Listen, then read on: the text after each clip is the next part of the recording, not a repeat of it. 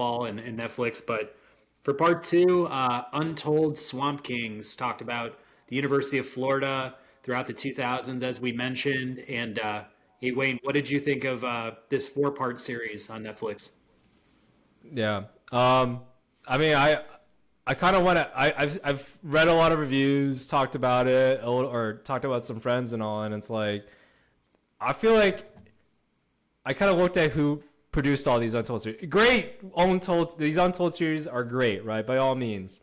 But then it's like it's owned by the Players Tribune. I think they're the ones producing it, so there definitely is this kind of favoritism to coaches and athletes a little bit. And I'm like, Urban Meyer, man, great coach, great coach. But everything I hear, he's a fucking douchebag. He's like toxic masculinity, like defined. I feel like so. I think with Urban Meyer, it's one of those. Well, and this is what I kind of mean by like the whole toxic masculinity. It's like we almost forgive him just because he wins at wherever he goes, except maybe the Jaguars, right? Because that's just a whole nother story there. But in the college setting, where I guess there definitely is some favoritism to more militaristic attitude, right? Like we were talking about Menzel, right? He probably could have helped Menzel to be in that more militaristic kind of camp, right? But he was in his high school years, and that's kind of like, oh, this was nice. This was actually good for him. And that's something actually, something with bipolar people there tends to be like they need to have that structure within their surrounding, within their environment, so that they don't go deterred into this. Oh, this is a nice stimulant over here. Money. Oh, drugs. This is a nice stimulant too. So, anyway, this whole Urban Meyer situation, forgived all. And this is the whole thing I think with college athletics, college football, right? Especially. Is that everything just gets forgiven if you're winning. Everything gets swept under the rug when you're winning. And he was able to win. Like, granted, great recruiting. Was able to get some good coaches too. Solid players. And that kind of honestly, what I hear from some like college football podcasts even too, is that's honestly like half or maybe like 70% of college football and how like you can win is if you got good coaching and you got good recruiting, and that's basically it. He was able to at least get the good recruiting, and then from there, able to get good assistant coaches. A lot of them are now, head coaches elsewhere, right? Mullen, right? So, 41 players arrested. 41 players arrested from that team. And that's, to be fair, that's both while in college and outside of college, like after, like Aaron Hernandez, right? Like, which they glanced through. I think they mentioned him once and then showed a couple images of him. And they're like, you know what? There's already a Netflix documentary about that whole situation. We don't need to talk about that further. There's been also some other, I think Percy Harvin too, choked a wide receiver coach. Countless amounts of like like spousal abuse and those are the ones we know about. Like I think somebody mentioned, I forget which one, if it was a player or somebody on the university side. Like there was definitely that conversation of, there are a lot of things probably that went under, like not reported, like under the radar. Like, and that's the whole thing, is that the University of Florida had all this power, because if the University of Florida struggles, the whole entire city, I guess, of Tallahassee struggles. It affects, police budgets. It affects school budgets, like other things. So like it becomes a snowball effect. So they had all this power, just be like, you know what? Can you just like let this person, even though they physically assaulted this individual at a bar, can we just like not have this? Can we just make this go away? Like, so, and that's again when you teach these young kids like, hey, this is okay, this is acceptable in this world, then they're not told anything differently. So, 41 arrested incidents from these players here. So, but they won championships. And I also think Tim Tebow, not that it's his fault. I think since he had this such choir boy image with guns, right? Choir boy image, that it kind of just, they're fine. They're perfect too. Like the global, more national audiences, when they think about University of Florida, they think about Tim Tebow and his choir boy image. He's a saint, right? So I think it was just an interesting kind of look back on how that all transpired, where you have this winning culture, but then you also have all these major side effects that transpire there. So very interesting overall. A little bit of a fluff piece, I feel like, with Urban Meyer, but at the same time, I think we all kind of know about it, and it was just at least nice to hear, these stories get talked about from the players too. So Yeah, it was definitely one of my points here. It's like, how did we go this whole documentary with not addressing like any of Urban Meyer's struggles, being out at bars and, getting into all sorts of issues. I mean, completely trashing that opportunity in Jacksonville, like making a mockery of the entire organization. Thank God, for Doug Peterson to really, turn that ship right around when it needed to. But no, I was with you there. I mean, I kind of felt like they were glorifying him in a lot of ways, and I'm just like, I guess I always like a good sports documentary. Don't get me wrong. But when I thought about this one, when I was all said and done, like it had some moments, and I'll get to those. But I was just really like, why was this documentary even made? Like when I really thought about it, I'm like, there was nothing controversial enough to make this documentary. And even if there was, they didn't go there and talk about it. But it's like the highs weren't high enough for this documentary to be made. I mean, they won 2 championships, in that little stretch there with like all the talent that they had. And it seemed like every win that they had, with the exception of like maybe their one dominant season, I believe it was in possibly '08, but it was like they were edging teams out like just barely, and they were losing, some games early on that, made it kind of challenging for them to make their run to the national championship. So I'm like, I just don't get it. Like I watched the whole thing and I was like, they had some high highs, like, but they weren't extremes. And I feel like you need some extremes to make a documentary series about a sports team or whatever else. I actually thought they probably should have reframed this one and made it into a Tim Tebow documentary.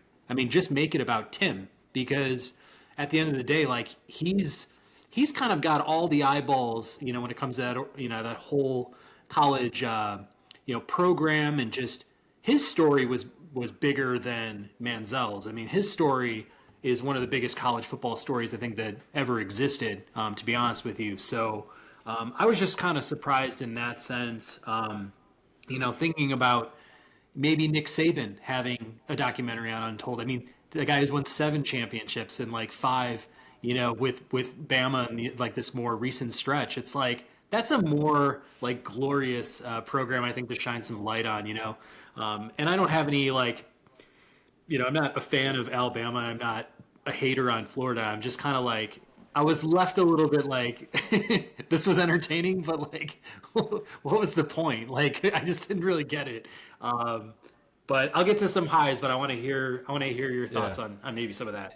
Yeah. I mean, they left out so many talented players, right, from talking, or I don't know if they reached out or if they, hey, like there's some of them are still professional and playing, right? The Pouncey twins, I think, was called out there. And it's funny that I think Cam Newton like made like a little, I don't know, his Instagram reel or TikTok or something, but he made a little video like talking about, why it seemed like Chris Leak was like being thrown under the bus a little bit, like as this inferior quarterback.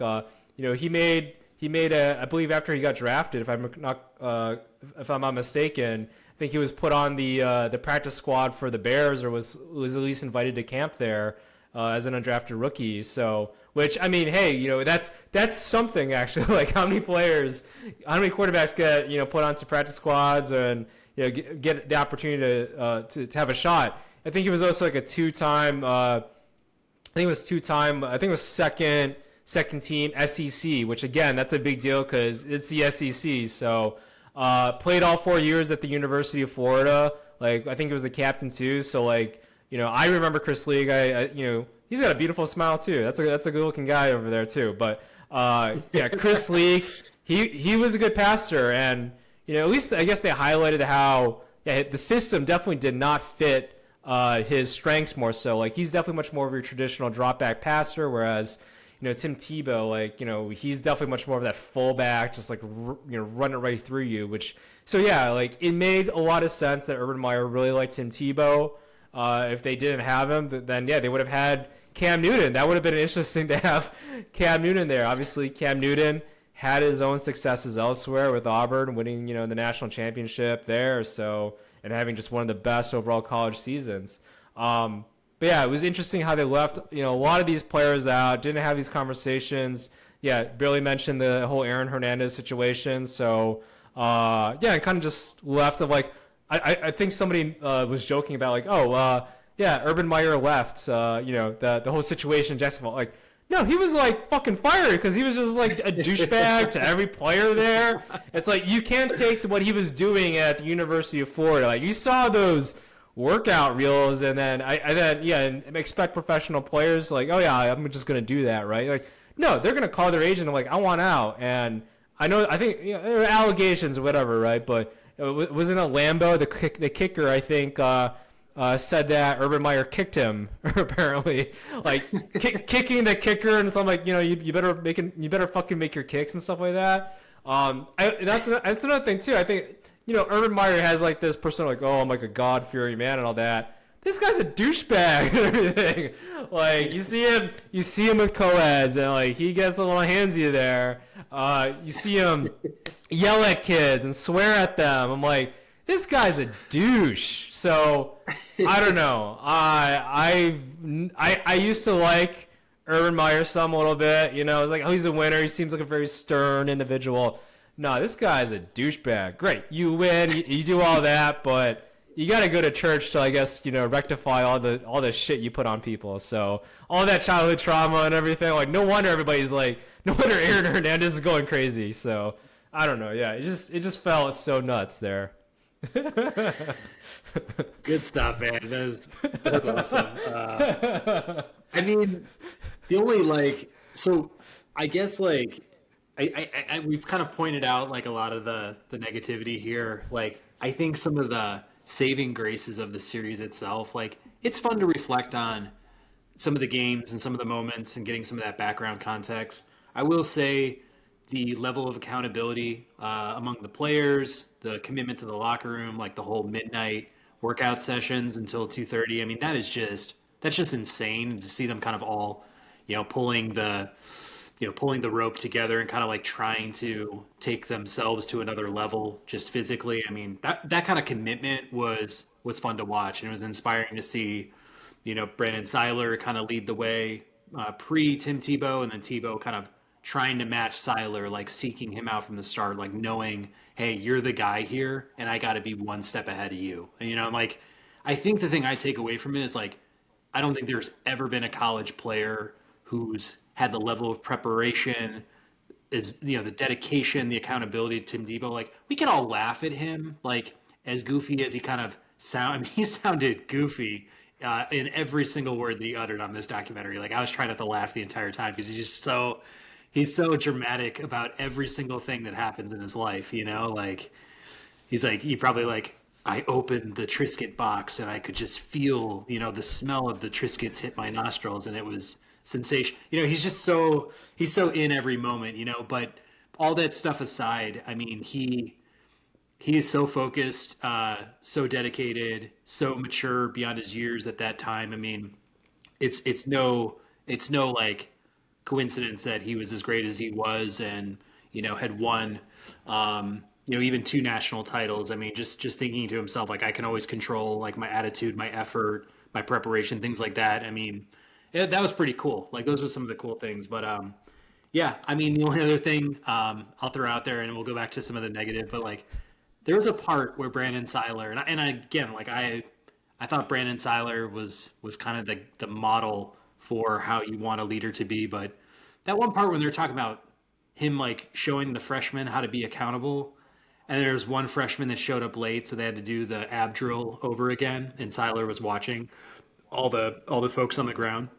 And he basically, like the guy who came late also like broke the ab drill, so they had to start all over again. And he said, if you break this again, I'm going to punch you in the face. And the guy broke it again. Like he couldn't like keep his legs up. And he actually punched him in the face. I'm like, come on, man. There's got to be like some lines of like hazing. And like we go back to this whole accountability thing with coaches and stuff. Like nobody policing that. Like nobody telling Brandon Seiler, like, hey, you can't punch like this freshman in the face. And like, who knows how big that kid was anyway. But like some of the stuff that happens, I'm sure it doesn't all get reported, but I mean, that kind of stuff is just like, it's real cringe, man. That's all I'll say. Yeah. Yeah, no, I yeah, no, I agree with all that.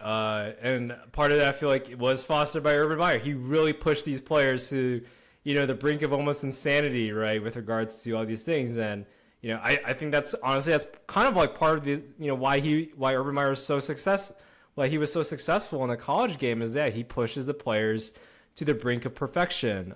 So great, but then that can drive people nuts, and it evidently has. And I think that that's kind of the incidents that occurs. So, but in a way, though, that probably is why Tim Tebow is so successful under and Urban Meyers because he matches that intensity.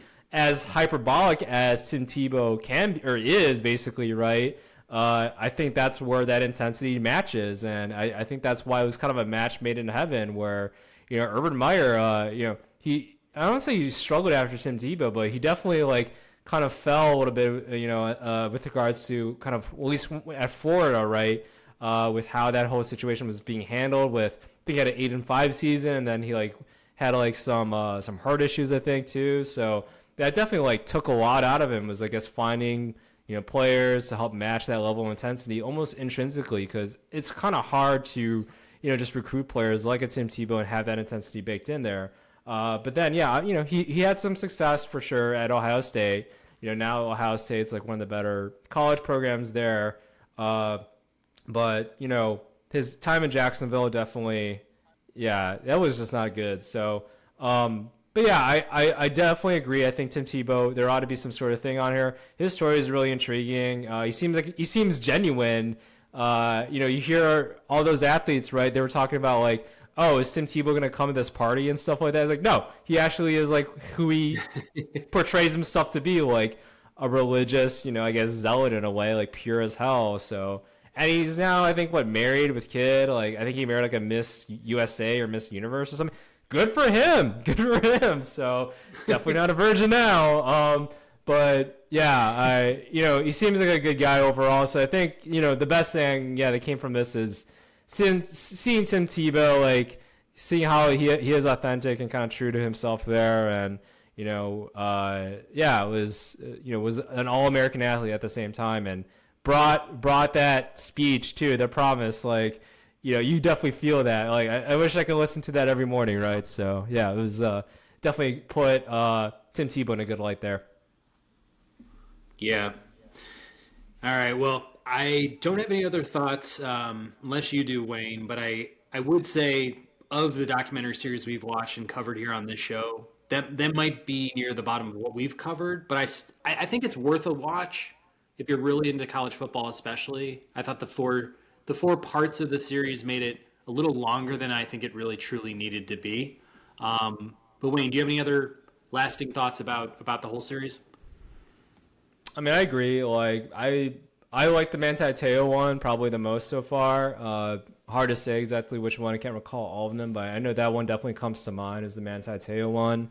It really does point to the effects that having a good support system at the university level for these students, I think is essential. And, like having honest conversations with them, bringing sports psychologists. Again, these are like 20, like young 20, if that, like some of them are teenagers, going through tough situations that, and they're doing all this in the public light. Like you see all of these child stars like having all of these, quote unquote mental breakdowns and doing some crazy stuff out there. And we expect these athletes to kind of just like take it as is, right? Like that's a hard pill to swallow for I think a lot of people. So, I don't know. I think that's all I have to say about that. Is just, there needs to be more support systems there with, especially now with all this NIL money. I think that could definitely drive some people crazy there. So, that's just a whole conversation I feel like that needs to be had there.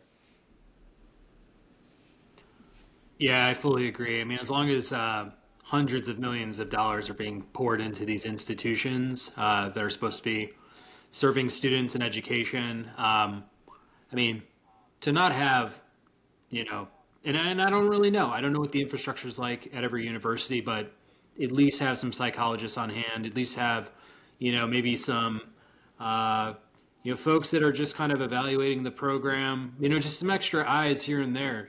Consultants in a way, like folks that can point these students in the right direction if they were truly, struggling. And I'm sure they, set up 101s for these kids and do stuff at orientation, especially for football. But you know, I just think it gets really carried away when we're talking about millions of dollars being circulated, through, what should be, pro level entertainment type of outlet that, it's just sports at the end of the day for a lot of these kids and like where they're coming from high school. But, you know, uh, in a lot of ways, like for a lot of these athletes, especially from more underserved backgrounds, it's like it's their meal ticket. It's their way to get to the show, and even along the way make some extra money for their families and stuff. And it used to be a lot more off the radar.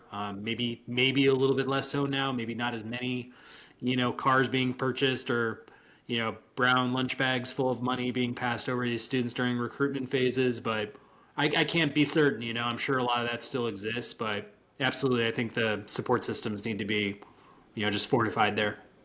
Yeah.